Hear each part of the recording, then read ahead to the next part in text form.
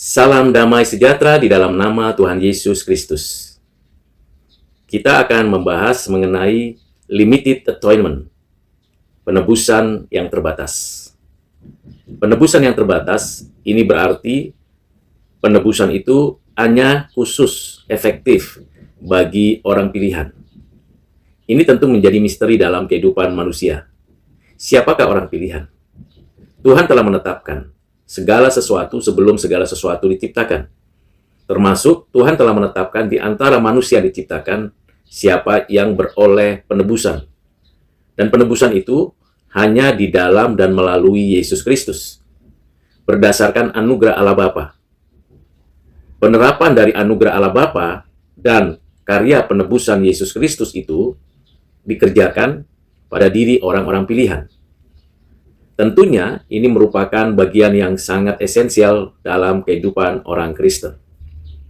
Penebusan yang terbatas memang terbatas orang yang menerima keselamatan ini. Tentunya kita tidak tahu siapakah orang-orang tersebut. Hanya diri pribadi yang bisa menyatakan itu dan mengklaimnya berdasarkan apa yang digerakkan dipimpin oleh Roh Kudus, berdasarkan firman Tuhan yang dinyatakan, berdasarkan pada kehidupan yang diperbaharui oleh Roh Kudus, semakin mengenal Allah di dalam Kristus dan semakin serupa dengan Kristus. Saudara yang kekasih dalam Kristus, dalam sidang di Dort untuk membahas pembelajaran kita, dituliskan di sana hasil dari sidang di Dort menggambarkan bahwa keselamatan memang diberikan kepada orang-orang pilihan. Dan sidang itu tentu bukan berasaskan pada pengalaman, pengetahuan manusia belaka, tapi berasaskan pada firman Tuhan. Kristus, anak Allah yang inkarnasi, yang menjadi manusia, yang aktif menjalankan kehendak Bapa, menyerahkan nyawanya di atas kayu salib, dan di sana ia meninggal dunia, wafat, mati, menyerahkan nyawanya, dan kemudian ya dikuburkan dan pada hari ketiga dibangkitkan.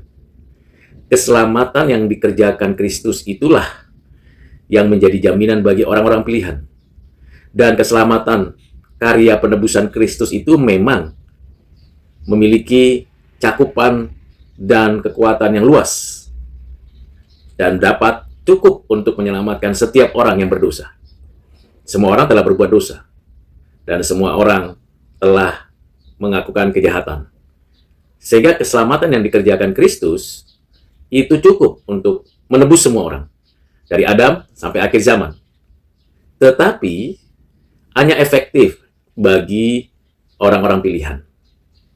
Itulah sebabnya tadi saya jelaskan bahwa di dalam kekekalan Allah telah menetapkan sebagian saja dari yang diciptakannya untuk mengalami penebusan. Penebusan terbatas karena memang sejak semula telah ditetapkan bahwa hanya sebagian saja yang beroleh keselamatan. Dan karya Kristus dinyatakan. Anugerah Bapa diberikan. Dan Roh Kudus berkarya melalui hal tersebut.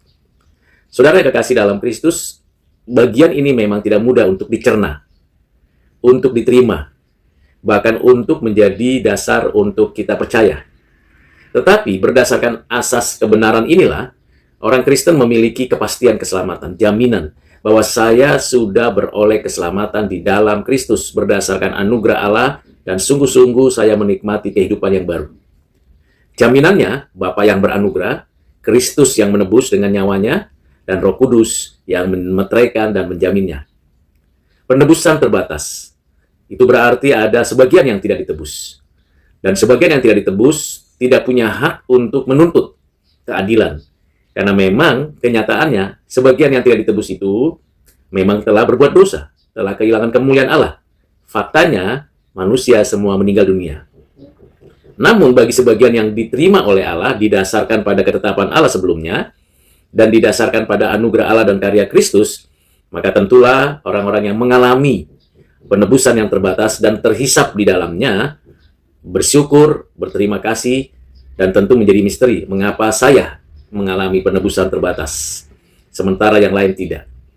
Kalau kita menelusuri dari kitab Matius sampai dengan kitab Wahyu, kita akan mengetahui bagaimana Tuhan menyatakan keberadaannya untuk menebus umat pilihannya. Dan dari sekian banyak orang yang ada di sekitaran danau Genesaret, Tuhan memilih murid-muridnya. Tuhan juga memilih siapa di antara orang-orang Israel dan orang-orang bukan Israel dari segala bangsa menjadi orang-orang Kristen. Pilihan itu bukan ditentukan oleh saya, saudara, atau siapapun. Itu ditentukan oleh Allah itu sendiri di dalam Kristus. Bagaimana dengan orang-orang yang tidak diselamatkan? Ya, mereka memang diciptakan, mereka mendapatkan hanya anugerah umum. Orang-orang yang tidak diselamatkan itu mendapatkan anugerah umum, hidup dengan waktu yang terbatas di bumi ini, dan akhirnya memang binasa. Mereka binasa karena perbuatan dosanya, karena perbuatan jahatnya. Orang-orang yang tidak ditentukan dari semula dan mengalami penebusan yang terbatas ini, tidak akan mungkin datang kepada Tuhan Yesus, akan membenci dan akan menganiaya atau akan memberontak kepada Tuhan Allah. Ini fakta. Jadi, perhatikan saja hidup kita masing-masing dan kita tidak perlu menyelidiki nasib kekekalan orang lain.